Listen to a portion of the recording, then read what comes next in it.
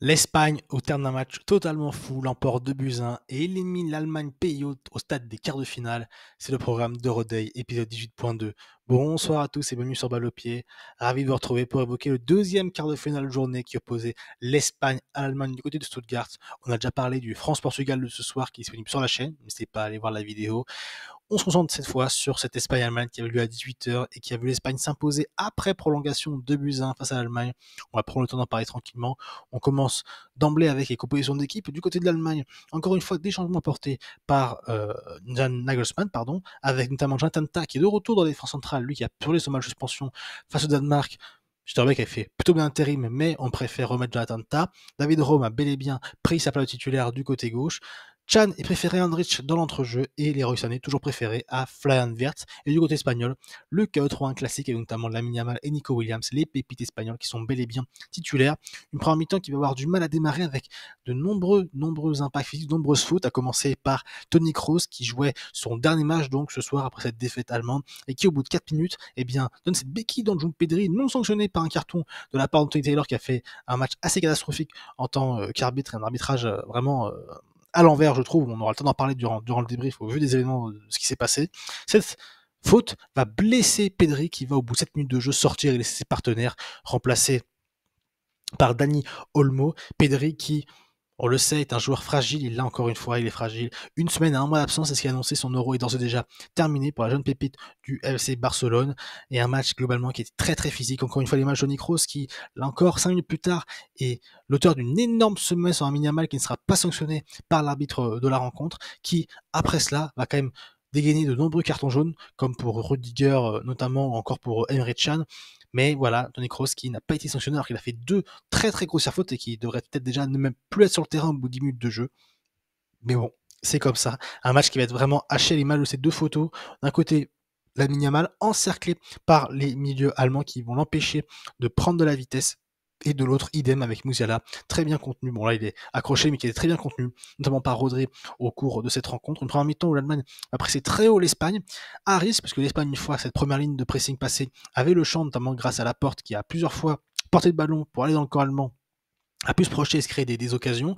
On a également une équipe d'Espagne qui a collé les talons des joueurs offensifs allemands pour les empêcher de se retourner, de gratter de nombreux ballons au niveau de la ligne médiane pour ensuite pouvoir très vite se projeter verticalement en cherchant à l'opposé les Nico Williams et Fabien Ruiz qui encore une fois dans l'entrejeu était très très très bon. Fabien Ruiz qui fait un vrai bel euro.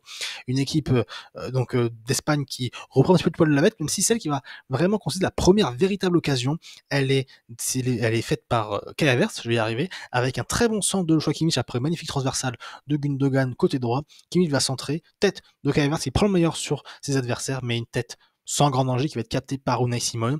On va avoir 10 minutes plus tard, cette fois une occasion espagnole avec un Nico Williams qui va provoquer, mais perte de balle, mais l'Allemagne, avec Kai Havertz qui a été encore une fois très mauvais ce soir, Kai Havertz qui a vraiment eu du mal à rentrer dans son euro, qui n'est pas, on sent qu'il n'est pas un neuf, ce n'est pas le neuf en tout cas qu'il pense être, avec un neuf qui, normalement un numéro 9 avec le ballon dans la phase de réparation, ne doit pas réfléchir, doit avoir l'instinct, et Kai Havertz semble trop réfléchir, semble trop vouloir jouer au ballon comme un ailier ou un numéro 10, mais pas en tant que numéro 9, et ça a pu poser problème à l'équipe d'Allemagne. On l'a vu d'ailleurs avec cette tête trop parfaite, trop belle pour pouvoir inquiéter Unai Simon. Là, il va vouloir relancer, jouer avec ses partenaires, il va se tromper malheureusement en donnant la balle à son adversaire, en l'occurrence Kurela, qui va donner à Daniel Mo qui a tout le champ libre pour pouvoir avancer, se présenter dans la surface allemande. Il va frapper et ça va être dégagé par Emmanuel Neuer. Première grosse occasion pour l'Espagne, pour Daniel Mo qui a été décidé dans le match, on le verra plus tard, mais qui a fait une première mi-temps, je trouve, compliqué. On voit la différence entre Pedri et Olmo. Olmo qui a tendance à mal jouer les coups, à ne pas être assez,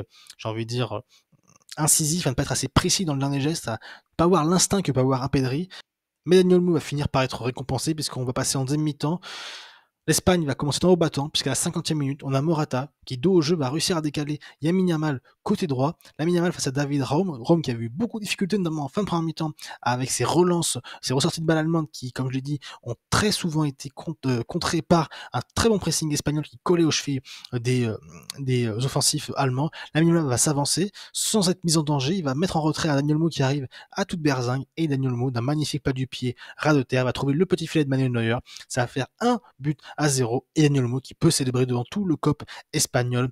l'équipe d'Espagne donnait un grand coup de clim à Stuttgart, qui était en train un petit peu de se réveiller pour, j'ai envie de dire, supporter cette équipe allemande. Mais l'équipe d'Espagne va donc ouvrir le score. Et là, va venir, et c'est assez logique au vu du score, eh bien, 40 minutes d'un temps fort allemand qui va pousser pendant 40 minutes pour chercher cette égalisation. On va avoir des changements également de La Fuente, j'en parlerai après, qui sont très très douteux. L'Allemagne va pousser, on est un quart de la fin, on a ce très bon ballon de Rudiger pour Kimmich qui va lancer Fernandes dans le dos de Cucurella, Fernandes qui rentre en jeu, elle passe à Leroy Sané à la mi-temps, Leroy Sané qui encore une fois est en grande difficulté, qui clairement n'est pas à 100%, on le sent avec sa pubalgie qu'il traîne depuis des mois. Florian Wirtz va s'avancer, va centrer en retrait pour Anelkas Fulkrug qui lui aussi est rentré, on lui place de Gundogan qui a fait un euro, un très bon match face à l'Écosse, un bon match, même s'il restait quand même bon avec notamment un but face à la Hongrie, un match trop neutre face à la Suisse, trop neutre face au Danemark, et un mauvais match encore ce soir, sorti à l'heure de jeu, Gundogan remplacé par Fulkrug qui sur un de ses premiers ballons va avoir cet instinct de buteur que n'a pas Kai Havertz justement, et c'est d'ailleurs pour ça je pense que Gundogan a fait ce changement. Fulkrug qui va la reprendre d'instinct en glissant un petit peu, et ça va taper le poteau d'Unai Simon qui est bien heureux de voir ce ballon aller sur son poteau, mais l'Allemagne pousse. Et du côté de l'Espagne, on a des changements. La sortie de Yamal, la sortie de Nico Williams, la sortie de Morata, des changements qui semblent défensifs et qui donnent l'impression à l'adversaire que l'opposant est fébrile et a peur d'être repris au score. On va voir encore là, à 10 minutes de la fin, une énorme occasion allemande avec Unai Simon qui va complètement se rater dans son 6 mètres. Ça va être contré par Carvajal. Nacho à la course va être pris par Kai Havertz. Unai Simon hésite à sortir pour récupérer le ballon, ce qui va laisser la possibilité à Kai Havertz de faire alors, où Aymeric Laporte déjà dire à son gardien de revenir en arrière, mais Kai Havertz va rater son geste technique, ça va passer au-dessus de la cage d'Unai Simon. Et là, on se dit que l'occasion est passée pour l'Allemagne, mais l'Allemagne va continuer de pousser, et on est à la 89e minute sur un ballon, un énième centre allemand. C'est Mittelstädt rentre en jeu à la place d'un Rome en grande difficulté. Mittelstädt va centrer, il va trouver au deuxième poteau Joshua Kimmich qui va s'arracher pour donner ce ballon en retrait sur Florian Wirtz qui d'une demi-volée topée eh bien, va réussir à trouver le poteau d'Unai Simon, poteau rentrant. Un but partout, égalisation allemande à la toute fin du temps réglementaire.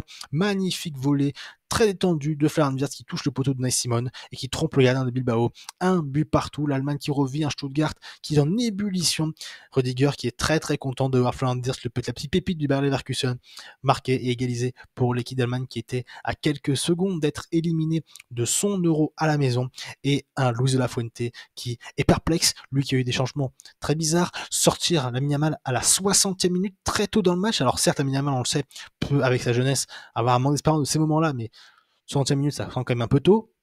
On va avoir la sortie coup sur coup et de Nico Williams et de Morata. Alors moi, je trouve déjà sortir les deux ailiers, c'est seulement une bêtise parce que c'est un petit peu les ailiers percutants, de percussion qui peuvent faire peur à l'Allemagne et qui permettent à l'Allemagne peut permettre à l'Allemagne, j'ai envie de dire, de ne pas forcément trop sortir et de ne pas donner toutes ses armes offensives et de laisser, par exemple, Rudiger devoir rester derrière et pas forcément se projeter, ou en tout cas d'avoir, s'il y a une occasion pour l'Espagne, et bien venir accentuer cette avance pour vraiment se mettre à l'abri sur un contre, par exemple, notamment Nico Williams, qui on le sait, a une capacité d'élimination assez folle, donc sortir ces deux ailiers sur étrange, en sortir un pourquoi pas, mais les deux c'est bizarre. Morata qui, lorsqu'on a un bloc bas, eh bien peut être très bon dans des longs ballons pour jouer dos au but, pour pouvoir justement contraindre l'Allemagne à la faute, pour pouvoir calmer le jeu, pour pouvoir jouer en déviation, pour pouvoir jouer, j'ai envie de dire, en appui remise.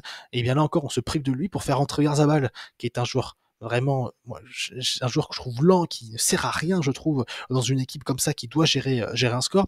Ferran Torres, qui on le sait, est un ailier, mais qui est loin d'être un ailier percutant. Un Michael Merino qui, certes, est un bon milieu de terrain, mais c'est quel message on envoie aussi à l'adversaire? C'est vraiment un message très très défensif, et on l'a vu, puisqu'on a vu une équipe d'Espagne qui a subi pendant une demi-heure.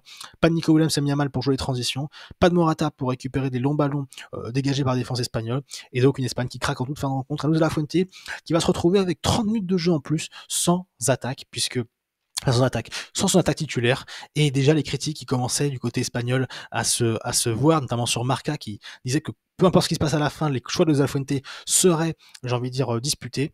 Mais on va avoir une première mi-temps de prolongation où l'équipe d'Espagne va surdominer, elle va à tout prix calmer le jeu pour éviter que l'élan pris par l'Allemagne après ce but de Wirtz, c'est bien dans le stade de Stuttgart en ébullition, prenne vie pour aller marquer ce deuxième but, et l'Espagne va dominer sa mi-temps de prolongation sans pour autant être vraiment dangereux. Et on va avoir en deuxième mi-temps de prolongation cette action, une reprise de volée de Musiala contrée par Cucurella. Alors on le voit mal ici parce que c'est pixelisé, mais là on le voit très bien, main décollée de Cucurella.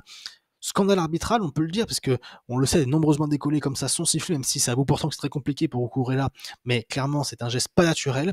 Alors, Certains diront qu'il y avait pénalty, que ça a été une erreur, c'est le cas, mais si on revient un petit peu sur un ralenti, on voit qu'au début de l'action, 2 secondes avant que la balle revienne sur Musiala, on a un centre pour Füllkrug qui va être dégagé par la défense espagnole sur Musiala, mais Füllkrug est hors jeu, peut-être pour ça que l'arbitre n'est pas revenu sur la VAR, mais globalement l'arbitrage n'a pas été au niveau, on a eu des cartons jaunes donnés trop facilement après 15 minutes où c'était un petit peu un terrain sans loi, où tout le monde pouvait faire des fautes grossières, les matchs de Toni Kroos sans être sanctionné.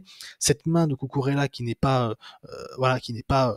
sifflée, alors certes il y avait le hors-jeu, mais c'est même pas checké à la VAR, parce que le hors-jeu, pareil, n'est pas forcément flagrant, il aurait pu être vérifié lui aussi. Un arbitrage qui n'a pas été au niveau. Pareil, mettre beaucoup de temps additionnel en fin de prolongation, alors que le match était plié, ça va coûter cher à l'Espagne, on le verra d'ailleurs juste après. Et donc, voilà, l'Allemagne qui pousse, l'Allemagne qui pense pouvoir prendre l'avantage, pardon. On se dirige vers les tirs au but et on est à la 119e minute. Cucurella décale Dani Olmo, centre de Dani Olmo, on voit Merino à côté de Rudiger et donc on va trouver Mikel Merino entre Rudiger et Anton au cœur de la défense allemande et une magnifique tête va prendre à contre-pied Manuel Neuer. 2-1 pour l'Espagne qui crucifie l'Allemagne à la dernière seconde de la prolongation. Regardez-moi ce magnifique geste technique, cette magnifique extension du Mikel Merino pour tromper Manuel Neuer et la joie de l'Espagne, des remplaçants espagnols qui viennent célébrer la qualification avec son joueur de la Real Sociedad, 2-1. L'Espagne semble aller tout droit vers sa demi-finale. Elle va trembler un petit peu en fin de prolongation en temps additionnel avec une tête notamment de Füllkrug qui est passé juste à côté. Il va y avoir également ce fait de match, cette expulsion de Dani Carvajal. Alors il avait déjà pris un carton jaune pour en deuxième mi-temps il me semble pour avoir stoppé une action de transition. Et là il va quand même prendre un carton rouge parce que le temps additionnel est largement dépassé, mais après le but pris par l'Espagne, il y a eu du temps un petit peu mangé par la célébration et donc Anthony Taylor a marché le temps additionnel. Carvajal va être expulsé, mais l'Allemagne va tout de même être éliminée et l'Espagne se qualifie donc en demi-finale de cette Euro 2024. Une équipe d'Espagne qui, on le sait, a connu de nombreuses années de galère avec une génération qui avait du mal à se renouveler, du mal aussi dans la transition entre l'ancienne génération glorieuse qui a connu ce triplé de 2008 à 2012 et cette nouvelle génération que sont en train de prendre en main Pedri, Yamal, Nico Williams. L'Espagne qui se qualifie en demi-finale et bravo à elle qui a fait un très très bel euro, qui fait le plus bel euro certainement en termes de jeu. C'est encore été le cas aujourd'hui, notamment en première mi-temps. Même si après le but, la gestion du 1-0 était très compliquée pour l'équipe d'Espagne qui n'a cessé de reculer, pas aidé également par les choix de La Fuente qui devra, je pense, quand même régler l'Amir en cas de scénario idem en demi-finale face à l'équipe de France. Et donc l'Espagne qui est très contente de se qualifier malgré la blessure de Pedri qui a la mauvaise nouvelle et pas la seule, j'en parlerai juste après. Petit mot quand même pour l'Allemagne et pour cet homme, Toni Kroos, légende du Real Madrid, légende du football allemand, qui donc prend sa retraite, il l'avait annoncé, l'Euro serait sa dernière compétition, ses derniers matchs officiels, et c'est aujourd'hui que Toni Kroos tire sa révérence après de nombreux trophées gagnés, cette Coupe du Monde 2014 remportée au Brésil. Toni Kroos qui part par la petite porte, certes, un quart de finale perdu au domicile, mais il nous aura fait vibrer et Toni Kroos aura beaucoup apporté au football. Et globalement, cette équipe allemande peut être déçue. Il est vrai, une équipe d'Allemagne qui perd en quart de finale à domicile, ce n'est pas l'objectif à domicile de finir par perdre en quart de finale après tous ses efforts pour revenir d'abord au score et pour aller chercher le deuxième but. Mais le football, je pense, a parlé. Une équipe d'Allemagne qui a montré ses limites aujourd'hui en termes offensifs avec des joueurs comme Musiala, pas assez influent, Havertz beaucoup trop gentil devant le but, qui n'est pas instinctif, un Gundogan qui, on le sent, est un petit peu en fin de course avec la nationale Mannschaft, et une défense d'un Jonathan Tah et David Raum, ce côté gauche allemand qui a été en grande difficulté durant une grande partie du match.